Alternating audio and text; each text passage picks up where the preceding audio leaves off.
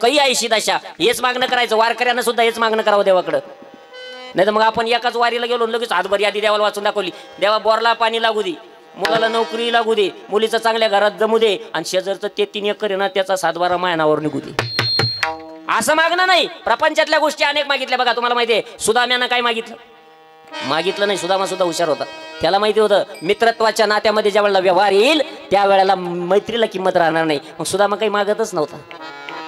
पण पत्नीच्या आग्रह असतो सुदामा गेला भगवंताला भेटण्यासाठी आणि महाराज मुठभर पोहे घेऊन गेला. आणि महाराज ज्या वेळेला भगवान परमात्म्यानं सुदाम्याला पाहिलं, सुदाम्याचे जर्जर झालेले कपडे, ती अवस्था सुदाम्याला पाहिली. भगवान परमात्मा आहे, तो चतुरा, तो शिरोमणी आहे, षडगुण ऐश्वर्य संपन्न असलेला परमात्मा. त्यानं सिंहासनावरतून उडी घातली आणि धावत गेला भगवान परमात्मा.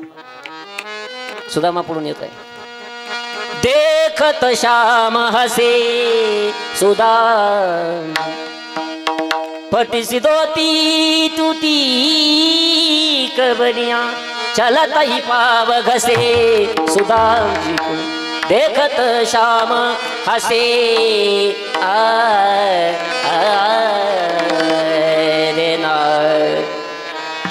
भगवान परमात्म्यानं पाहिलं, कवटाळून मिठी मारली सुदामाला. बरा सुदामाला लाज वाटायला लागली. देवाच्या वैभवाच्या समोर आपले मुठभर पोहे कुठं मिरवायचे. आणि ते पोहे घेऊन लपवतोय सुदामा. भगवान परमात्म्यानं ते पोहे खाल्ले. 8-4 दिवस निघून गेले. आणि मग सुदामाला विचारलं कुणीकडे आलता. 8-4 दिवसानं सुदामा म्हणला आताशी कुणीकडे आलता. आणि मला 8 दिवस झाले येऊन. आताशी विचारतो कोणकडे आलता. तुझ्या वहिनीनं पाठवलं. काय काम होतं सांग. मजेत आहे ना सगळे. हो आनंदात आहे देवा, तुझी छत्रछाया असल्यानंतर आम्हाला काय कमी राहणार आहे. सुदाम्याच्या डोळ्यातून अश्रू गळतायत. पण लपवतोय सुदामा आपली गरिबी. आणि अशा अवस्थेमध्ये भगवान परमात्मा